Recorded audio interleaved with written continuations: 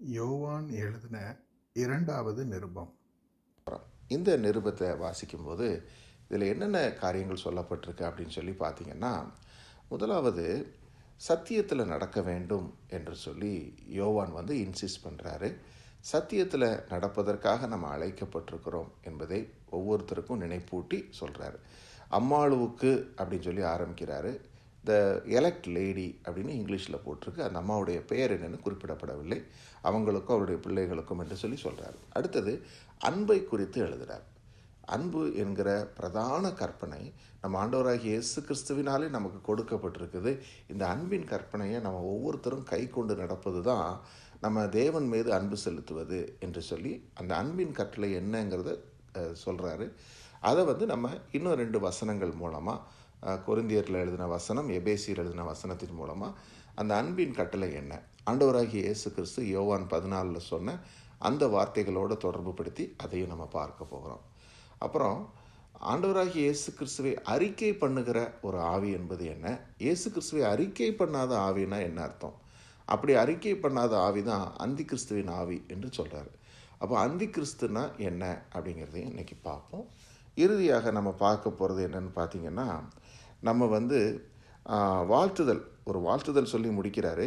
கிறிஸ்துவின் உபதேசத்தை கொண்டு வராத ஒருத்தன் உங்ககிட்ட வந்தான்னா அவனை உங்கள் வீட்டில் கூட நீங்கள் சேர்த்துக்கொள்ளாதீங்க அப்படின்னு சொல்லி இந்த ஒரு காரியத்தையும் நமக்கு எச்சரிப்பாக இங்கே சொல்கிறாரு. சரி, ஆக இந்த வார்த்தைகள் எல்லாம் வாசித்து நம்ம ஜெபம் பண்ணி முடிக்கலாம். வாசிக்க தொடங்குவோம். யோவான் எழுதின 2ஆம் நிருபம் முதல்ல இருந்து வாசிப்போம். நமக்குள் நிலை நிற்கிறதும் என்றென்றைக்கும் நம்மோடு இருப்பதுமாகிய சத்தியத்தின் நிமித்தம் நான் மாத்திரமல்ல, சத்தியத்தை அறிந்திருக்கிற யாவரும், சத்தியத்தின்படி நேசித்திருக்கிறவளும் தெரிந்து கொள்ளப்பட்டவளுமாகிய அம்மாளுக்கும் அவளுடைய பிள்ளைகளுக்கும் மூப்பனாகிய நான் எழுதுகிறதாவது, பிதாவாகிய தேவனாலும் பிதாவின் குமாரனாயிருக்கிற கர்த்தராகிய இயேசு கிறிஸ்துவினாலும் கிருபையும் இரக்கமும் சமாதானமும் சத்தியத்தோடும் அன்போடும் கூட உங்களோடு இருப்பதாக. பிதாவினால் நாம் பெற்ற கற்பனையின்படியே உம்முடைய பிள்ளைகளில் சிலர் சத்தியத்திலே நடக்கிறதை நான் கண்டு மிகவும் சந்தோஷப்பட்டேன். இப்போதும் அம்மாளே, நாம் ஒருவரில் ஒருவர் அன்பு கூற வேண்டும் என்று நமக்கு புதிய கற்பனையாக எழுதாமல் ஆதி முதல் நமக்கு உண்டாயிருக்கிற கற்பனையாக எழுதி உம்மை வேண்டிக் கொள்ளுகிறேன். நாம் அவருடைய கற்பனைகளின்படி நடப்பதே அன்பு. நீங்கள் ஆதி முதல் கேட்டிருக்கிறபடி நடந்து கொள்ள வேண்டிய கற்பனை இதுவே. அதாவது பிரியப்பட்ட அம்மாளுக்குன்னு சொல்லி எழுதுகிறாரு. மூப்பனாகிய யோவான் என்று குறிப்பிடுகிறார். அப்போ ஒரு சபைக்கு மூப்பனாக யோவான் இருக்கிறாரு. இவர் தான் கர்த்தராகிய இயேசு கிறிஸ்துவுக்கு பிரியமான சீஷனாக இருக்கிற யோவான் சுவிசேஷத்தை எழுதினவர். இந்த கடிதத்தையும் எழுதுகிறாரு. 2வது கடிதம். இந்த கடிதத்தில் அவர் முதலாவது வாழ்த்துதல் சொல்லி எழுதும்போது பிதாவாகிய தேவனுடைய நாமத்திலையும் குமாரனாகிய இயேசு கிறிஸ்துவின் நாமத்திலையும் வாழ்த்துதல் சொல்கிறாரு. சொல்லும்போது சொல்கிறாரு, சத்தியத்தில் நிலைச்சிருங்க. உங்கள் பிள்ளைங்களில் கொஞ்சம் பேர் சத்தியத்தில் நடக்கிறாங்கன்னு நான் கேள்விப்பட்டேன். அது எனக்கு மிகவும் சந்தோஷமாக இருக்குது. அப்படி நம்ம சத்தியத்தில் நடந்து பிதாவின் கற்பனைகளை கை கொள்வது தான் தேவனுடைய விருப்பம் அப்படின்னு சொல்கிறாரு. அடுத்து அந்த தேவனுடைய கற்பனை என்ன சொல்கிறாரு, ஆதி முதல் நமக்கு ஆண்டவராகிய பிதாவாகிய தேவன் நமக்கு கொடுத்ததும் கர்த்தராகிய இயேசு கிறிஸ்து நமக்கு கொடுத்ததும் இதுதான். அது என்ன, நாம் அவரது கற்பனைகளில் நடந்து அவரிடத்தில் அன்பு கூறுவது. ஏன்னா நான் தேவனிடத்தில் அன்பு கூறுகிறேன் என்று சொல்கிறதா இருந்தால் அன்பு கூறுவதற்கு என்ன அடையாளம், அவரது கற்பனைகளின்படி நடப்பது தான் என்று சொல்லி இதை துவக்கி வைக்கிறார் இந்த கடிதத்தை. அப்படி எழுதும்போது ஆண்டவராகிய இயேசு கிறிஸ்து நமக்கு ஒப்புவித்த அந்த கற்பனை அதை குறித்து பார்ப்போம். யோவான் 15ஆம் அதிகாரத்தில் ஏசப்பா இதை சொல்கிறாரு. என்ன சொல்கிறாரு, நீங்கள் என்னிலும் என் வார்த்தைகள் உங்களிலும் நிலைத்திருந்தால் நீங்கள் கேட்டுக்கொள்வது எதுவோ அது உங்களுக்கு செய்யப்படும். தேவனிடத்தில் கேட்கிற ஒரு காரியத்தை நான் பெற்றுக்கொள்ள வேண்டும் என்று சொன்னால் நம்ம அவரிடத்தில் நிலைத்திருக்கணும். அபைட் இன் கிரைஸ்ட் என்பதை குறித்து நம்ம நேற்று தியானித்தோமே. நாம் அவரிலும் அவர் வார்த்தை நமக்குள்ள நிலைத்திருப்பது தான் அபைடிங் இன் கிரைஸ்ட் என்பதற்கு அர்த்தம். இதை எப்படி புரிந்து கொள்ளலாம்? நம்ம வேதத்தை வாசிக்கிறோம், வேதத்தில் தேவனுடைய கற்பனைகள் நமக்கு காட்டப்படுது. இதை நம்ம உண்மையிலேயே கை கொண்டு நடந்தோம் என்று சொன்னால் நாம் அவரிடத்தில் அன்பு கூறுகிறோம் என்று அர்த்தம். காரணம் என்ன? வார்த்தை வேறு, என் வாழ்க்கை வேறு என்று நான் இருப்பேன் என்று சொன்னால் கண்ணாடியிலே என் முகத்தை பார்த்துவிட்டு பின்பு அதை மறந்து விடுகிற சுபாவத்துக்கு ஒப்பானவனாக இருக்கிறேன். ஏன்னா சுபாவத்தில் எனக்கு மாம்ச சுபாவம் இருக்குது, ஆனால் தேவனுடைய வசனம் ஆவிக்குரிய வாழ்க்கையை எனக்கு காண்பிக்குது. ஆனால் ஆவிக்குரிய வாழ்க்கையை நிராகரித்து மாம்சத்திலேயே எல்லாரையும் போல நான் நடக்க வேண்டும் என்று சொன்னால் நான் சத்தியத்தில் நடக்கிறவன் அல்ல. அப்போது நான் தேவனிடத்திலிருந்து எதை பெற்றுக்கொள்ள முடியும்? இல்லைங்களா? அதான் சொல்கிறார், அவரிடத்துல நிலைத்திருந்தீங்கன்னா என்ன கிடைக்கும் உங்களுக்கு? நீங்கள் என்ன கேட்கிறீங்களோ அது உங்களுக்கு செய்யப்படும். சரி, அடுத்து, நீங்கள் மிகுந்த கனிகளை கொடுப்பீங்க, அதனாலே பிதா மகிமைப்படுவார், எனக்கும் சீஷராய் இருப்பீர்கள் என்று ஏசப்பா சொல்கிறாரு. பிதா என்னில் அன்பாய் இருக்கிறது போல நானும் உங்களில் அன்பாய் இருக்கிறேன், என்னுடைய அன்பிலே நிலைத்திருங்கள். நான் என் பிதாவின் கற்பனைகளை கைக்கொண்டு அவருடைய அன்பிலே நிலைத்திருக்கிறது போல நீங்களும் என் கற்பனைகளை கைக்கொண்டிருந்தால் என்னுடைய அன்பிலே நிலைத்திருப்பீர்கள். என்னுடைய சந்தோஷம் உங்களில் நிலைத்திருக்கும்படிக்கும் உங்கள் சந்தோஷம் நிறைவாயிருக்கும்படிக்கும் இவைகளை உங்களுக்கு சொன்னேன். நான் உங்களில் அன்பாய் இருக்கிறது போல நீங்களும் ஒருவரில் ஒருவர் அன்பாய் இருக்க வேண்டும் என்பதே என்னுடைய கற்பனையாக இருக்கிறது. ஸோ முதல்ல சொல்கிறாரு, நான் பிதாவின் கற்பனைகளை கை கொள்ளுகிறேன், அதன் மூலம் நான் பிதாவின் அன்பில் நிலைத்திருக்கிறேன். அதே மாதிரி நீங்களும் என்னுடைய கற்பனைகளை கை கொண்டீங்கன்னா என்னுடைய அன்பில் நிலைத்திருப்பீங்க. நீங்கள் கேட்டுக்கொள்வது உங்களுக்கு செய்யப்படும். அதே நேரத்தில் என்னுடைய கற்பனை என்ன தெரியுமா போட்டிருக்கு, நான் உங்களிடத்தில் எப்படி அன்பு கூர்ந்தேனோ அதே மாதிரி நீங்களும் ஒருவர் மற்றவரிடத்தில் அன்பு கூறுங்கள் என்பது தான் என்னுடைய கற்பனை என்று ஏசப்பா சொல்கிறார். அப்போது பிதாவாகிய தேவன் நம்மிலே அன்பு கூர்ந்து குமாரனாகிய இயேசு கிறிஸ்துவையே நமக்கு தந்தார். குமாரனாகிய இயேசு கிறிஸ்து என்ன செய்தார்? பிதாவினிடத்திலே அன்பு கூர்ந்ததுனால தன் ஜீவனையே நமக்காக தந்தார் என்பது தான். அதே மாதிரி நாமளும் ஒருவர் மற்றவரிடத்தில் அன்பு கூற வேண்டும் என்று இயேசு ஆண்டவர் சொல்கிறார். அப்போ அதை நம்ம எப்படி புரிந்து கொள்வது?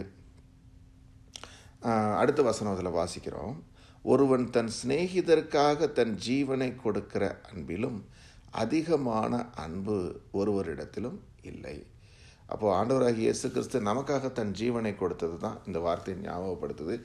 நான் உங்களுக்கு கற்பிக்கிற யாவையும் நீங்கள் செய்வீர்களானால் என் சிநேகிதராய் இருப்பீர்கள் என்று சொல்கிறாரு. அடுத்து இதை குறித்து நம்ம புரிந்து கொள்ள வேண்டும் என்று சொன்னால், எப்படி இயேசு அன்பு செய்தது போல நான் அன்பு செய்ய முடியும், எப்படி இயேசு நடந்தது போல நான் நடக்க முடியும்னு சொல்லி எபேசியர் 5:5 1-2 வசனங்கள் சொல்லுது. அது என்ன? ஆதலால் நீங்கள் பிரியமான பிள்ளைகளைப் போல தேவனை பின்பற்றுகிறவர்களாகி கிறிஸ்து நமக்காக தம்மை தேவனுக்கு சுகந்த வாசனையான காணிக்கையாகவும் பலியாகவும் ஒப்பு கொடுத்து நம்மில் அன்பு கூர்ந்தது போல நீங்களும் அன்பிலே நடந்து கொள்ளுங்கள். ஸோ பவுல் எபேசிய சபைக்கு சொல்லும்போது இயேசுப்பாவுடைய அன்பை எடுத்து சொல்கிறாரு. நீங்கள் பிரியமான பிள்ளைகளாக இருக்கிறீங்க, அதனால் you be imitators of God அப்படிங்கிறாரு.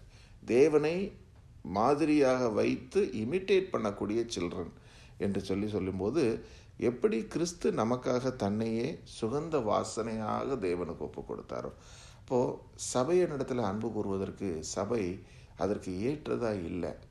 அது எல்லா வகையிலையும் தேவனை விட்டு பிரிந்து இருந்தது. ஆனால் அப்படிப்பட்ட சபையை கர்த்தராகிய இயேசு கிறிஸ்து நேசிக்கிறாரு. அது சபைங்கிறது என்ன? நீங்களும் நானும் தான். இப்போ நம்மளை பாவிகளாக இருக்கும்போதே சிநேகித்தார். நமக்கு எந்த வகையிலையும் பாத்திரனாக நம்ம இருக்கவில்லை, ஆனாலும் நம்மிலே அன்பு கூர்ந்து நமக்காக தன் ஜீவனை கொடுத்தார். அதே மாதிரி நம்ம ஒருத்தர் மற்றவரை நேசிக்கணும், அன்பு கூறணும்னு கர்த்தர் சொல்கிறாரு. அப்போ இயேசுவுடைய அன்பை போல நான் மற்றவங்களை நேசிக்கிறவனாக இருந்தால் நான் என்ன செய்ய முடியும்? இப்போ நம்ம இன்றைக்கி இயல்பான வாழ்க்கையில் நம்ம சகோதர சகோதரிகள், கிறிஸ்துவுக்குள் அன்பார்ந்த சகோதர சகோதரிகள் இருக்கிறாங்க. அதே மாதிரி மற்றவர்கள் அயலான் இருக்கிறாங்க. 2 பேரிடத்துலையும் நான் அன்பு கூறுகிறேனா என்று சொல்லி பார்த்தால், நான் அன்பின் மூலம் அவர்களுக்கு என்ன கொடுத்தேன்? ஏன்னா ஆண்டவராகிய இயேசு கிறிஸ்து தன்னுடைய ஜீவனை கொடுத்தாரு. நான் அன்பின் நிமித்தம் அவங்களுக்கு எதை கொடுக்கிறேன் என்று யோசித்து பார்க்கும் பொழுது, நம்ம அன்பின் நிமித்தம் ஒருவருக்காக மற்றவர் ஜீவனை கொடுக்கிற அளவுக்கு நம்ம இருக்கணுங்கிறதுக்கு தெசலோனிக்கேயர் சபைக்கு பவுல் எழுதுகிற கடிதம் பாருங்கள். சொல்கிறாரு 7ஆம் வசனத்தில், உங்களிடத்தில் பட்சமாய் நடந்து கொண்டோம், பால் கொடுக்கிற தாயானவள் தன் பிள்ளையை காப்பாற்றுகிறது போல. அதாவது இப்போ அன்பு கூறும் பொழுது தான் என்ன ஆக முடியும்? தன்னையே கொடுக்கக்கூடிய அளவுக்கு ஒரு பக்குவம் நம்ம இடத்துல வரும். அன்பு கூறாமல் இருக்கும்போது நம்மளால் எதையுமே கொடுக்க முடியாது. உண்மையிலேயே நம்ம அன்பு கூர்ந்தோம்னு சொன்னால் நம்மளால் எதையும் கொடுக்காம இருக்க முடியாது. அந்த தூத்துக்குடி பக்கத்தில் ஊழியம் பண்ண ஒரு சகோதரி, அவங்களுடைய ஒரு அருமையான ஒரு கோட், அது என்னன்னு பார்த்தீங்கன்னா அவங்க சொல்லியிருப்பாங்க, நீங்கள் அன்பு கூர்ந்தீங்கன்னு சொன்னால் உங்களால் எதையும் கொடுக்காமல் இருக்க முடியாதுன்னு. இவங்க தான் இந்த டெம்பிள் ப்ராஸ்டிடியூஷன் சிஸ்டம் அப்படிங்கிற ஒரு சிஸ்டத்தை கம்ப்ளீட்டாக அபாலிஷ் பண்ணி அநேக பிள்ளைகள் சதர்ன் இந்தியாவில் இருக்கக்கூடிய நம்ம பிள்ளைகளை அவங்க விடுவித்து கொண்டு வந்தாங்க. ஏமி கார்மைகள் இவங்க பண்ண ஊழியம் அவ்வளவு பெரிய ஊழியம். அவங்களுடைய கோட் அதுதான், ஒருத்தங்களுக்கு அன்பு கூர்ந்தீங்கன்னா உங்களால் எதையும் கொடுக்காமல் இருக்க முடியாது என்பது தான். அப்போது நம்மளும் ஜீவனை கொடுக்குற அளவுக்கு அன்பு கூற அழைக்கப்பட்டிருக்கிறோங்கிறது தான் பவுல் இந்த தெசலோனிக்கேயர் சபைக்கு ஞாபகப்படுத்துகிறார். அதில் சொல்கிறாரு, நாங்கள் உங்களிடத்தில் பட்சமாய் நடந்து கொண்டோம், பால் கொடுக்கிற தாயானவள் தன் பிள்ளையை காப்பாற்றுகிறது போல நாங்கள் உங்கள் மேல் வாஞ்சையாய் இருந்து தேவனுடைய சுவிசேஷத்தை உங்களுக்கு கொடுத்ததும் அல்லாமல் நீங்கள் எங்களுக்கு பிரியமானவர்களாய் இருக்கிறபடியினாலே எங்கள் ஜீவனையும் உங்களுக்கு கொடுக்க மனதாய் இருந்தோம். இப்போ 2 காரியம். ஒன்று, கர்த்தராகிய இயேசு கிறிஸ்துவின் நாமத்தை அறிக்கையிடுவதற்கு பவுல் அங்கே புறப்பட்டு போகிறாரு. ஏன் அவர் அறிக்கையிட வேண்டும்? இயேசு கிறிஸ்துவின் அன்பு அவருக்கு நெருக்கி ஏவுவதனால நான் பெற்றுக்கொண்ட என் வாழ்க்கையிலே பெரிய நன்மை என்ன? கர்த்தராகிய இயேசு கிறிஸ்து, அவரை நான் மற்றவர்களுக்கு கொடுப்பது தான் உண்மையிலேயே நான் அவரிடத்திலே அன்பு கூறுவது என்று சொல்லி அவர் என்ன செய்கிறாரு? கிறிஸ்துவை அறிவிக்கிறார். அப்படி அவர் அறிவிக்க போகும்போது வரக்கூடிய உபத்திரவம் எல்லாத்தையும் அவர் பெரிதாக கருதவில்லை. அதான் சொல்கிறார், என் ஜீவனையும் நான் கொடுக்க மனதாக இருந்தேன். சகோதரரே, நாங்கள் பட்ட பிரயாசமும் வருத்தமும் உங்களுக்கு ஞாபகம் இருக்கும். உங்களில் ஒருவனுக்கும் பாரமாய் இராதபடிக்கு இரவும் பகலும் நாங்கள் வேலை செய்து தேவனுடைய சுவிசேஷத்தை உங்களுக்கு பிரசங்கித்தோம். அதாவது தான் பட்ட கஷ்டங்களை நீங்கள்லாம், நான் பாரு எவ்வளோ கஷ்டப்பட்டு நான் இதெல்லாம் செய்கிறேன் பாரு அப்படின்னு சொல்கிறதுக்கு இல்லை.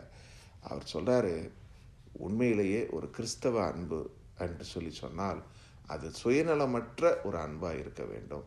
ஏன்னா மற்றவங்க கிட்டேருந்து என்ன கிடைக்கும்னு நினச்சி நம்ம இது பண்ணோம்னா எதையுமே நம்ம அன்பினால் செய்ய முடியாது. ஆனால் தன்னையே கொடுப்பது தான் அன்பு. இதில் எந்த விதமான சுயநலமும் இருக்கக்கூடாது என்று சொல்லி தெளிவாக காண்பிக்கிறார்.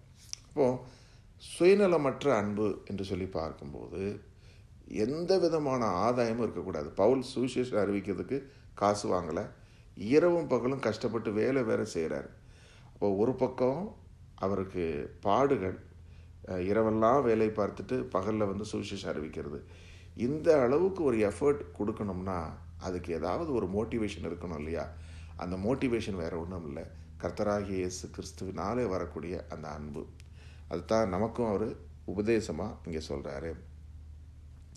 சரி, இப்போது அன்பை குறித்து நம்ம தியானித்தோம். இப்போ இந்த அன்பு நம்மளிடத்துல இருக்குதா என்று சொல்லி நம்ம ஒவ்வொரு நாளும் பரிசோதித்து பார்க்கணும். நம்ம உண்மையிலேயே ஒருவர் மற்றவரிடத்திலே இயேசு கிறிஸ்துவை போல அன்பு கூறுகிறோமா என்று சொல்லி நம்ம பார்க்க வேண்டும். அப்படி அன்பு கூறுவர்களாக இருந்தால் நம்மளால் என்ன செய்ய முடியும்? அந்த அன்பின் நிமித்தம் நம்ம மற்றவங்களுக்கு நம்ம ரட்சிப்பை சொல்லுவோம். அது மாத்திரமல்ல, இயேசு கிறிஸ்து நடந்தது போல நம்மளும் அவரது கற்பனைகளில் நடப்போம். சரி, அடுத்தது பாருங்க, அவர் உபதேசம் பண்ணுறது, மாம்சத்தில் வந்த இயேசு கிறிஸ்துவை அறிக்கை பண்ணாத அநேக வஞ்சகர் உலகத்திலே தோன்றியிருக்கிறார்கள். இப்படிப்பட்டவனே வஞ்சகனும் அந்தி கிறிஸ்துவுமா இருக்கிறான். அந்தி கிறிஸ்துவுக்கு ஒரு அடையாளம் கொடுக்குறார். அந்தி கிறிஸ்துங்கிறவன் யாரு? கிறிஸ்துவை அறியாதவனா அல்லது புறஜாதியானா என்று சொல்லி பார்த்தா, இவன் கிறிஸ்துவை அறிந்தவன் ஆனால் பெயரளவில் மாத்திரமே. இவனுக்கு என்ன பிரச்சனைனா, கர்த்தராகிய இயேசு கிறிஸ்துவை இவன் அறிக்கை செய்வதில்லை. அப்படிப்பட்டவன் தான் அந்த மாதிரி இருக்கிறவங்க நிறைய பேர் இருக்கிறாங்க. அவன்தான் வஞ்சகனும் அந்தி கிறிஸ்துவமாக இருக்கிறான் என்று சொல்கிறார். இப்போ முதல்ல ஒரு கேட்டகரி ஆஃப் பீப்புள், இவங்க யார்? இயேசு கிறிஸ்துவினாலே அன்பு பட்டிருக்கிறோம் என்பதை அறிந்து அன்பு கூறக்கூடிய மக்கள். இன்னொரு தரப்பு என்னன்னு சொன்னால், இயேசு கிறிஸ்துவை அறிக்கை செய்யாத வஞ்சக ஆவி என்று சொல்கிறாரு. அப்போது இன்னொரு ஆவி ஒன்று இருக்குது, அது உலகத்தின் ஆவி. அதுதான் இந்த இடத்துல நம்ம பார்க்குறோம், அந்தி கிறிஸ்துவின் ஆவி. ஸோ இவன் என்ன செய்கிறான்? இப்போது இயேசு கிறிஸ்துவை அறிக்கை செய்யாத ஒரு நிலைமைங்கிறது என்ன அப்படின்னு பார்த்தோம்னா, இப்போ நீங்களும் நானும் ரட்சிக்கப்படுவதற்கு முன்பாக இயேசு கிறிஸ்துவை பற்றி நம்ம யார்கிட்டயே சொல்லியிருப்போமா? யோசித்து பாருங்கள். நம்ம ஃப்ரெண்ட்ஸுக்கிட்டேயோ மற்றவங்ககிட்டயோ நம்ம ஃபெய்த்தை ஷேர் பண்ணுறது முடியாத காரியம் இல்லைங்களா? நம்ம ரொம்ப சங்கோஜப்படுவோம்.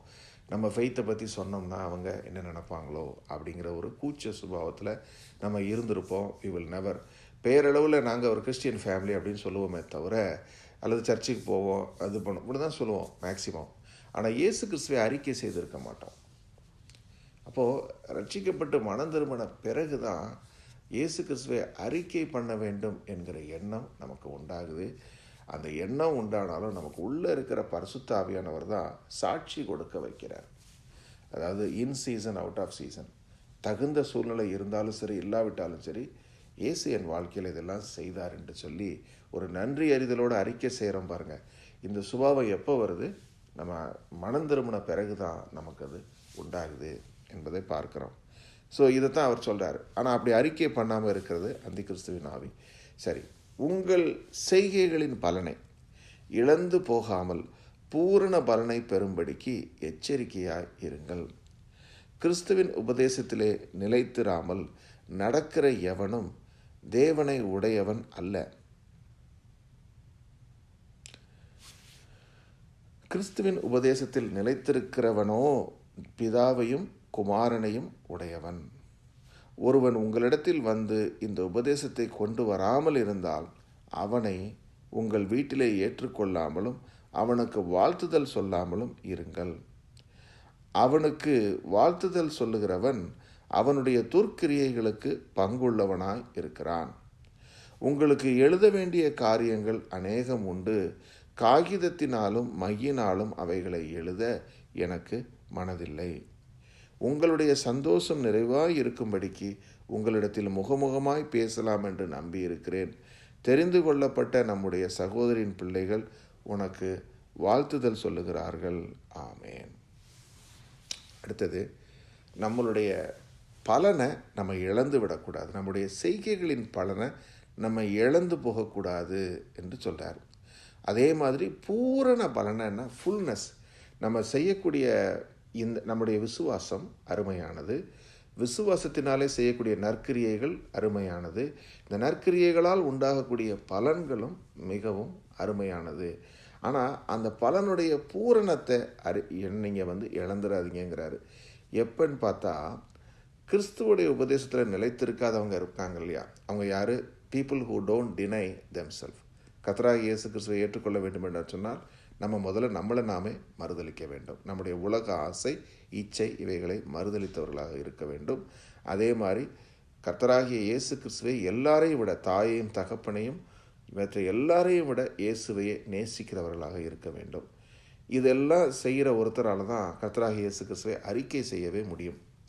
ஸோ இப்படி அறிக்கை செய்து கிறிஸ்துவின் உபதேசத்தில் நடக்க வேண்டும் என்று சொல்லுகிறவனும் அப்படி செய்கிறவனும் தான் கர்த்தராகிய இயேசு கிறிஸ்து உண்மையாக பின்பற்றுறவன். அப்படி இல்லாமல் அநேகர் இருப்பாங்க. those are religious people. They can only talk about religion, they can only talk about rules and formalities. But அப்படிப்பட்டவங்களுக்கு நீங்கள் உடன்படாதீங்க, அப்படிப்பட்டவங்களை உங்கள் வீட்டில் கூட நீங்கள் சேர்த்து கொள்ளாதீங்க என்று சொல்கிறார். ஏன்னா அப்படி நீங்கள் செஞ்சீங்கன்னா அவங்களுடைய துர்க்கிரியையில் உங்களுக்கு பங்கு உண்டாயிரும் அப்படிங்கிறார். அப்போ இது யாரை குறிக்குது? இந்த போலியான people, the people who are இந்த இயேசு கிறிஸ்துவை குறித்த ஒரு போர்வையில் இருக்கிறாங்க. வெளியில் பார்க்கும்போது கிறிஸ்தவர்கள் என்று காணப்படுகிறாங்க, ஆனால் உள்ளே அவர்கள் ஓநாய்களாக இருக்கிறாங்க. ஆனால் பேச்சு பார்த்திங்கன்னா அதை கண்டுபிடிக்கிறது கடினம். அவங்க சொல்கிறத வச்சு you cannot understand by their words. ப்ரொக்ளைமிங்லாம் அப்படி இருக்கும், ஆனால் உள்ளுக்குள்ளே தேர் ரெவனஸ் wolves. அப்படிப்பட்டவங்களை நம்ம அங்கீகரித்தோம், அவங்கள ஏற்றுக்கொண்டோம்னு சொன்னால் அவங்க துர்க்கிரியையில் நமக்கு பங்கு உண்டாயிருது. ஏன்னா அவங்கள சப்போர்ட் பண்ணுறதுனால அப்படி ஆகி விடுகிறது. அதனால் நீங்கள் என்ன செய்யாதீங்க, அப்படிப்பட்டவங்கள ஒருபோதும் ஏற்றுக்கொள்ளாதீங்க என்று சொல்லி ஸ்ட்ரிக்டாக அதை சொல்கிறாரு. ஸோ இறுதியாக வாழ்த்துதல் சொல்லி முடிக்கிறாரு.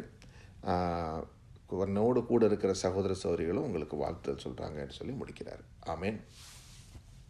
அன்பு கூர்ந்தது போல நாமளும் ஒருவர் மற்றவரிடத்திலே அன்பு கூற அழைக்கப்பட்டிருக்கிறோம் என்பது நினைவுபடுத்துகிறாரு. ரெண்டாவது, சத்தியத்தில் நடக்க வேண்டும் என்று சொல்லி நமக்கு ஞாபகப்படுத்துகிறாரு. மூணாவது என்ன, அந்தி கிறிஸ்துவின் ஆவி என்பது கிறிஸ்துவை அறிக்கை செய்யாத ஒரு ஆவி. அப்போ நம்ம அறிக்கை செய்கிறவர்களாக இருக்க வேண்டும் என்பதை நினைப்பூட்டுகிறது.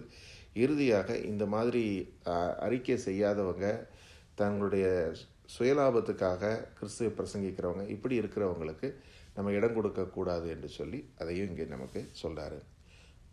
தேவ ஆவியானவர் ஒவ்வொரு நாளும் எங்களில் அன்பு கூர்ந்து கிறிஸ்து எங்களுக்காக தன்னை சுகந்த வாசனையுள்ள காணிக்கையாக ஒப்பு கொடுத்தீங்க ஆண்டவரே, தேவனுக்கு பிரியமான காணிக்கையாக. அதே போல் நாங்களும் அன்பிலே நடந்து கொள்ளும்படி அழைக்கப்பட்டிருக்கிறோம்.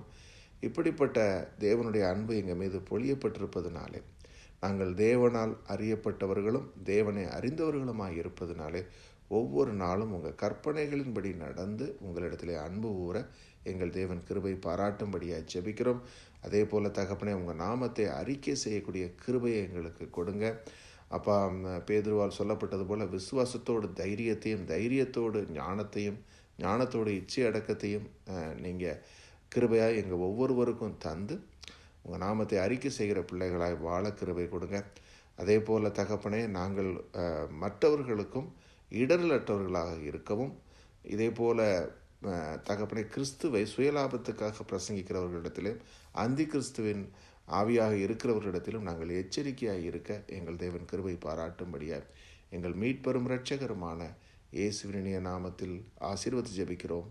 ஜெபம் கேளுங்க. ஜீவனுள்ள வல்ல பிதாவே, ஆமேன்.